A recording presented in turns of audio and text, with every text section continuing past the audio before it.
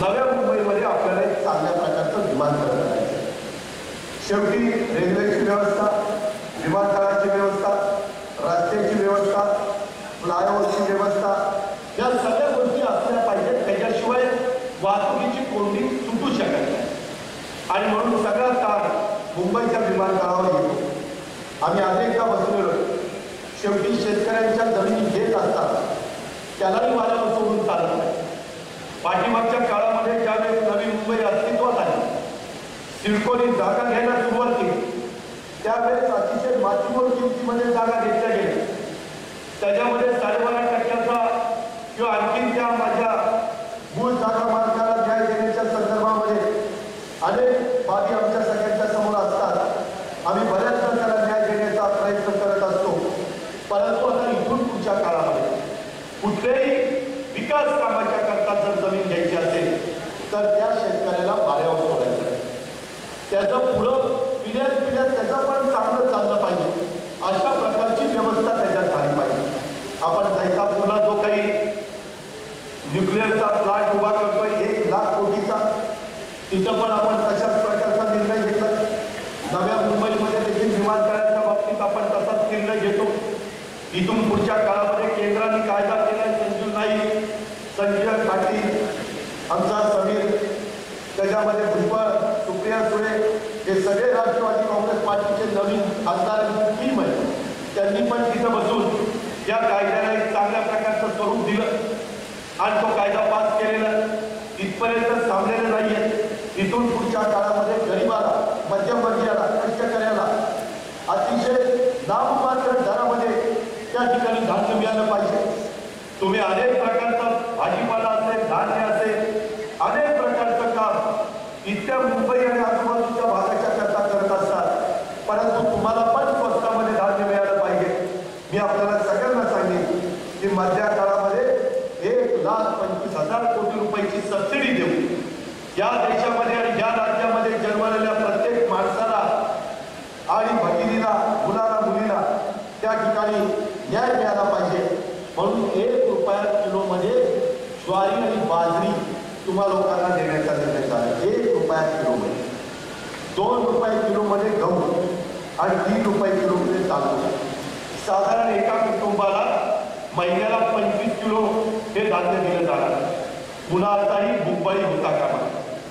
साधारण या राज्यातल्या देशातल्या 67% लोकांना आपण या सवलतीच्या दरामध्ये हे सगळं धान्य देतो. त्याकरता 1.25 लाख कोटी रुपये आपण सबसिडी देतोय. हे सगळं करत असताना तुम्हा गरीब लोकांची नावं, तुम्हा कष्टकरी लोकांची नावं त्यामध्ये आली पाहिजे. अशा प्रकारचं नियोजन आपल्याला गावोगावी तर करावंच लागणार. मी महाराष्ट्रामध्ये फिरत असताना सगळ्यांना सांगतो, आमचे अन्न नागरी पुरवठा खात्याचे मंत्री अनिल देशमुख त्यांच्याकडे जबाबदारी. त्याच्यावर राष्ट्रवादी काँग्रेस पार्टीनं ज्याच्यामध्ये कुणी वंचित राहता कामा नये. जसं पाठीमागच्या काळामध्ये दारिद्र्यरेषेखालच्या लोकांची संख्या त्या ठिकाणी आपण बोलत असताना, नावं घेत असताना काहींच्यावर अन्याय झाला. कृपा करून या बाबतीमध्ये आता अन्याय होता कामा नये. ही खबरदारी आपल्याला सगळ्यांना घ्यायची आणि त्याही बाबतीमध्ये आपण सगळ्यांनी जागरूक राहिला पाहिजे. अशा प्रकारची माझी आपल्याला सगळ्यांना आग्रहाची सूचना राहील. हे सगळं अतिशय स्वस्तात तुम्हाला देत असताना आपला बळीराजा कुठेही अडचणीत येता कामा नये.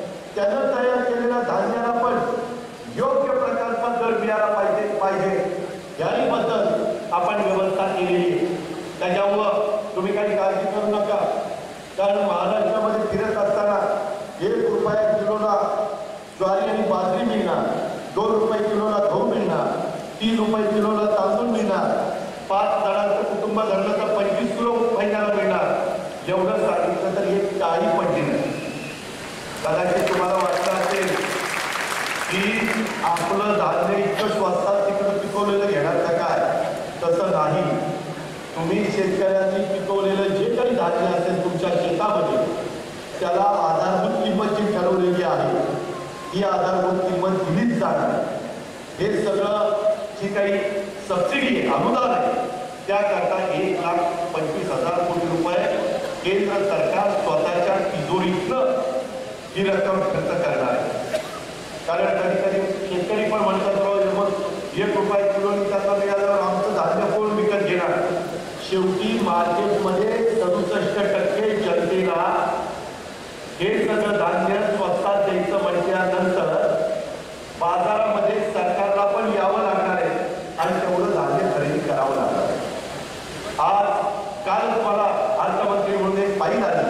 त्याच्या आधी साखर कारखान्याला 10% मानसीगावचा कारखाना आहे, तुम्ही तिथं चेअरमन आहे, 10% साखर त्यांनी तयार केलेली आणि लेवीच्या दरात तुमच्याकडे घ्यायची.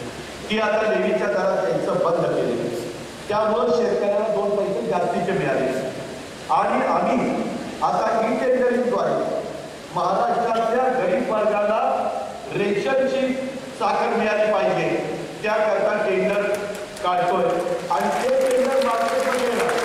आता जर 30 रुपये भाव असेल तर आम्ही 30 साखर घेऊ, 28 असेल तर 28 घेऊ, 35 असेल तर 35 घेऊ. मात्र रेशनच्या माणसाला त्या गरीब वर्गाला ती सवलतीच्या दरातच मिळणार. त्यामुळे सगळं साखर धान्याच्या करता सरकार मार्केटमध्ये येणार. आता कितीतरी राज्य सरकारने साखरेच्या करता टेंडर भरलेले आहेत. याही गोष्टीचा विचार आपण सगळेजण ग्रामीण भागाचं प्रतिनिधित्व करत असल्यामुळं आपण सगळ्यांनी केला पाहिजे. अशा प्रकारची माझी या कलापती अण्णासाहेब पाटलांच्या 80व्या जयंतीच्या निमित्तानं उपस्थित असणाऱ्या सगळ्या माथाडी कामगारांना आग्रहाची सूचना राहणार. आमच्या गृह आणि पणन विभागाच्या संदर्भात पण काही मागण्या आम्हाला इथं आता देण्यात आलेल्या आहेत. माथाडींना कामाच्या ठिकाणी अनधिकृत व्यक्तीकडून त्रास होऊ नये म्हणून पोलीस संरक्षण मिळालं पाहिजे. माथाडी आणि मापाडींच्या मजुरीवरच्या देवी अडत्यांची खरेदी करून वसूल करून माथाडी मंडळात न भरता कामगारांचं नुकसान होत आहे. या सर्व अडचणी दूर करण्याबाबत मी ज्यावेळेस बैठक घेणार आहे त्यावेळेस त्याबद्दलची चर्चा करून मी आराम पण त्याच्यामध्ये बोलून देईल. आपण सर्वजण हे महाराष्ट्राच्या ग्रामीण भागातून आलेले आहात आणि ग्रामीण महाराष्ट्राचं प्रतिनिधित्व आपण इथं करतात. अंग मेहनतीची कामं करून अत्यंत कष्टानं आपण आपला घास कमवत आहे. त्यामुळे इथं सन्मानाने जगण्याचा अधिकार तुम्हाला प्रत्येकाला आहे. ही मुंबई किंवा ही नवी मुंबई आणि महाराष्ट्र घडवण्यात आणि वाढवण्यासाठी माझ्या माथाडी कामगारांनी घाम गाळलेला आहे. हे महाराष्ट्राची जनता कदापि विसरू शकत नाही आणि त्याच्यामुळं आमच्या माथाडी कामगारांना इथं या मुंबई आणि नवी मुंबईमध्ये घरं मिळाली पाहिजे. हा जो काही तुमचा हक्क आहे तो हक्क रास्त आहे. त्याबद्दल आम्ही सगळेजण तुमच्या पाठीशी आहे. त्याबद्दल आपण काही काळजी करू नका.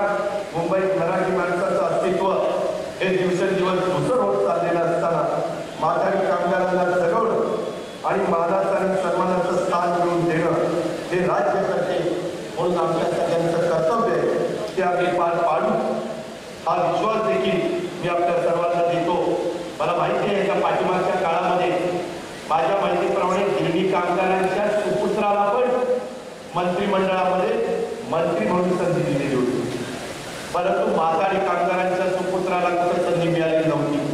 आता मात्र शशिकांत शिंदेच्या रूपात माथाडी कामगारांच्या सुपुत्राला महाराष्ट्राच्या मंत्रिमंडळामध्ये डायरेक्ट कॅबिनेट मंत्री, राज्यमंत्री पण नाही, डायरेक्ट कॅबिनेट मंत्री म्हणून संधी दिलेली. जलसंपदा सारखं महत्वाचं खातं त्या ठिकाणी दिलेलं आहे. नरेंद्र पाटलांना देखील आपण आमदार म्हणून त्या ठिकाणी कामाची संधी दिलेली. वेगवेगळ्या कार्यकर्त्यांना माथाडींचं प्रतिनिधित्व करत असणाऱ्यांना फक्त माथाडींमध्येच त्यांनी काम करावं ही भूमिका राष्ट्रवादीची नाहीये, आदरणीय पवार साहेबांची नाहीये. आणि त्याच्यावर मंत्रिमंडळामध्ये विधिमंडळामध्ये वेगवेगळ्या संघटनांमध्ये वेगवेगळ्या संस्थांच्या मध्ये या माथाडींचं प्रतिनिधित्व करत असणाऱ्या त्यांच्या सुपुत्रांना संधी देण्याचं काम महानगरपालिकेमध्ये नगरसेवक म्हणून संधी देण्याचं काम आपलं चाललेलं आहे. हे काम फक्त राष्ट्रवादी काँग्रेस पार्टीच करू शकते. दुसरी फक्त वेगवेगळ्या पद्धतीनं प्रलोभन दाखवतील, लोकांच्या भावनेला हात घालण्याचा प्रयत्न करतील, दोन समाजामध्ये तेढ निर्माण करण्याचं काम करतील, त्याच्यामध्ये अंतर पाडण्याचं काम करतील. परंतु जातीय सलोखा ठेवणं आणि हा उभा महाराष्ट्र सर्वांचा आहे ही आपलेपणाची भावना जी पवार साहेबांनी 50 वर्षाच्या राजकीय जीवनामध्ये सातत्याने आम्ही पण पवार साहेबांच्याच मार्गदर्शनाखाली काम करणारे छोटे मोठे कार्यकर्ते आणि त्याच्यामुळं स्वर्गीय अण्णासाहेबांच्या स्मृतीला पुन्हा एकदा अभिवादन करत असताना तुमच्या सगळ्यांच्या पाठीशी आम्ही सगळेजण आहोत हा शब्द माथाडी कामगारांना देतो आणि आपल्या सगळ्यांची रजा देतो. जय हिंद.